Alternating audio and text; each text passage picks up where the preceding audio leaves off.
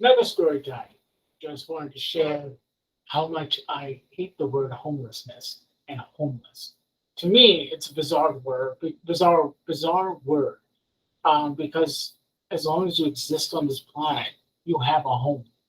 You are shelterless. People can be shelterless, sure, but homeless, we have a home on this planet.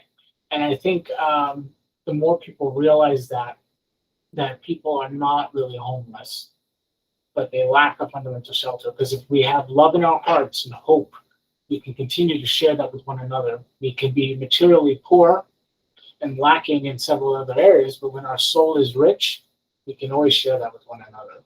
So the word homelessness has bothered me. I even did it, talked about this in some of the radio interviews I've done in the past.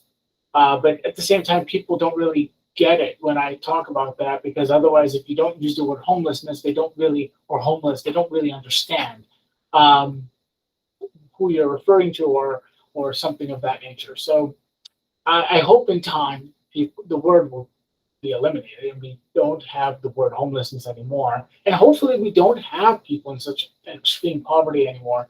And hopefully we won't have shelterless people. A home is a basic human right. And throughout the years, I've had several people tell me, oh, you just can't give the homeless a home because essentially they cannot upkeep the property. Bro, you're talking about a box where you put your shit in, excuse me, a box where you put your stuff. So, I mean, let's not glamorize something so basic. Yeah, you can have a nice home, sure. But at the same time, it's a freaking box where we're staying in for shelter. Yeah, there's a lot more intricate detail in regards to engineering and how we've evolved homes over time to the point that now we have it pretty good. I mean, we'll be talking about the early caveman days. It wasn't as nice as this. But yeah, we got to share love and hope, and hopefully our brothers, sisters, and others um, who are shelterless will have some respite soon. We've been working on it for a long time. Today's date is September 17, 2022. We have been feeding our shelterless brothers, sisters, and others. And I say others particularly because however they choose to identify themselves, we don't really care. We just, if you're hungry, we will feed you. Simple as that. That's been our motto with our program, which has been called Are You Hungry? I mean, back in 2013, when we first started, we were going out and feeding our others, basically, we didn't even have a formal name for it. It was back in 2014 when we ended up discovering a significant portion of the homeless population cannot read or write. Yeah, this is America, right? Can you believe that? Anyway, a significant portion of them couldn't read or write, but we ended up seeing something fascinating where they were still texting one another. So we saw like, "Are you there? Are you coming?" Like literally letter R, letter U, there, DERE. So one of my friends and who was also helping us with Are You Hungry, he came up with the idea and he was like, Are you hungry? Letter R, letter U hungry. And I thought it was absolutely brilliant. I said, this fits. This exactly explains what we're doing, and it's a perfect name. And at that point, I'll never forget because after about a year of doing it as Are You Hungry, I was criticized by some of my professors because they told me, "Well, it's very unprofessional that you're calling it Are You Hungry?" Or like, what? You know, why would you name the organization? Why would you name the program that? And I said, well, you're not our target audience. I said, our target audience sees it and they go, yeah, I am hungry. So they get it. And at the end of the day, we're here to serve them. So I really don't care about the optics of what other people think as long as we're serving the mission of what we started to do, which was to help and feed others. I mean, at one point, I remember that we were invited to this really fancy event, and then the people kept talking about the upticks and the metrics. And then I was just like, God, I said, this is bullshit.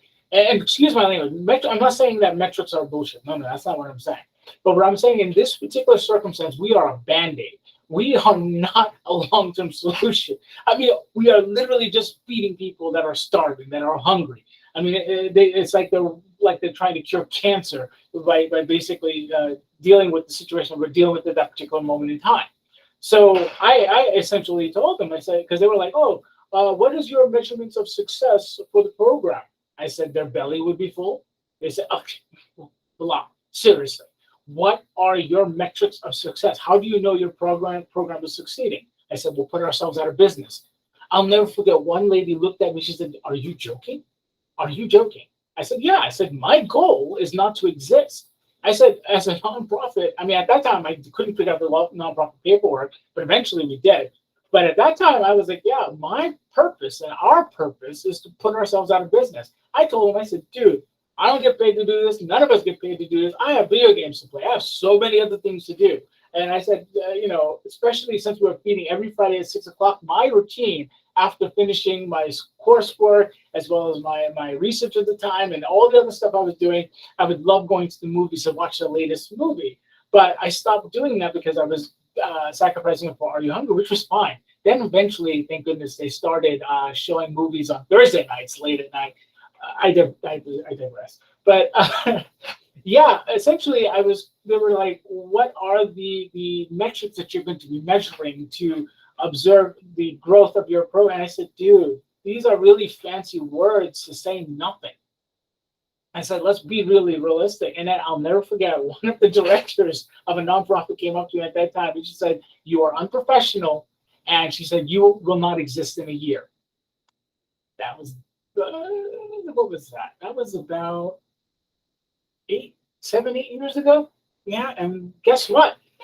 They're out of business. Their nonprofit doesn't exist. Their programs are not still around, but we're still kicking every week. So and that was another thing. Like I used to get invited to talk about how we had so many volunteers. Like at one point, certain nonprofits were like, we pay people and we can't get them to be as passionate and as dedicated as you are, as your guys are, guys, gals, and others. And people would just show up and they were like, we cannot understand, what are you doing? Because at one point I even had 100 volunteers and they're like, and they were showing up week after week doing different things like picking up supplies, paying for some of the food, or making arrangements with some of the universities.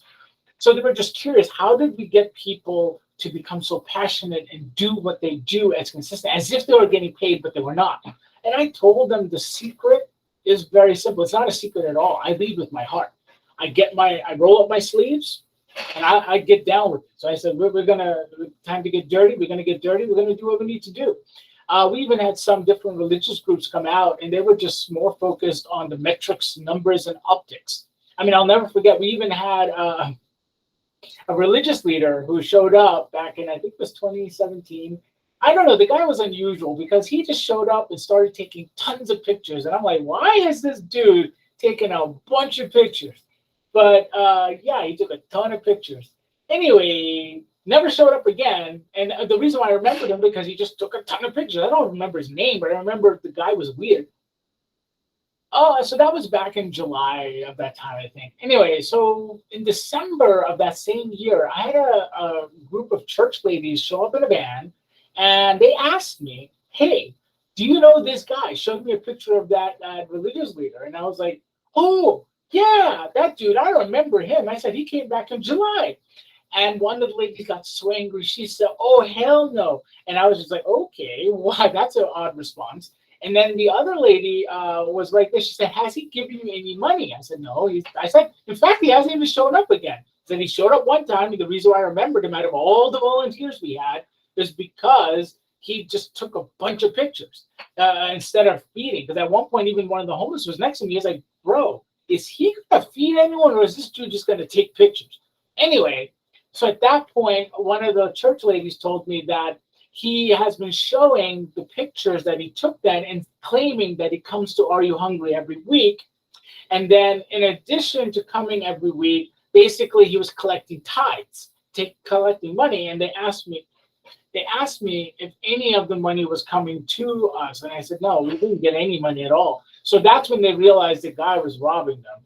I don't know where he is, what's going on. All I know is that the lady told me, keep up the great work you're doing in the community. And then she told me that we'll take care of him. I don't know. I don't remember what church it was, but I just remember them being shocked. And like I said, you could find us every week at the same place. It was Smith Park. We were very consistent for a reason in the location as well, because that way when people are in need, they know where to go. Because you don't want to keep popping off in different locations, because then when you are in need, it's very difficult to locate the resources for help. I got sidetracked. I'm sorry about the ramble. But yeah, back in at that time, I was being asked, how am I motivating these volunteers to work as if they're paid people when they're not? And I told them, when you lead with your heart, people will resonate with it because they'll get it. We are humans. We are people. We get hungry. We get sleepy. So when you capture that humanity, it's not really a matter of motivating people, it's a matter of harnessing that motivation. And then you also have to realize that also people get burnt out. So you have to, as a leader, now your job as a leader is to effectively manage that. So that way you also have them do tasks that they enjoy. So it's no longer work. They're having fun doing what they're doing and just having a great time helping each other. Because at the end of the day, I need you, you need me. Well, I don't know if you really need me. I'm a nobody. But we kind of all need each other in the grand scheme of things. I definitely have talents that some people do not have, and most people have tremendous talent, especially like social skills. With my autism, I struggle with certain things, reading faces and stuff. But that's where we all build onto each other. We build into each other, and then hopefully, if we continue collaborating, we can have more innovations in the future to the point we can build that utopian society. I know the word utopia kind of has a negative tone to it because it's technically something we can never attain. But I believe it's possible if we all work together, if we all join in and do a collaborative effort. Because fundamentally, we are gregarious creatures. We love to socialize. I mean, even me being autistic, I love socializing in my own way. I just don't interact the same way as everyone else, but I definitely enjoy listening to people and learning from them. In fact, actually, I love it on Instagram because I keep hitting. I didn't know there's a following limit, not follower limit. You can have millions of followers, but I love following people. So there's a 7,500 limit in that respect, and I am not.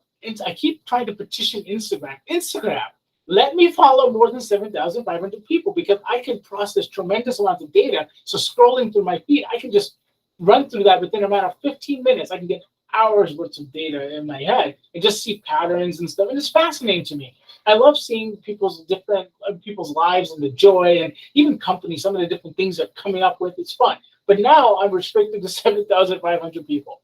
But yeah, I went on a rant. Anyway, it was great talking with you. Bye.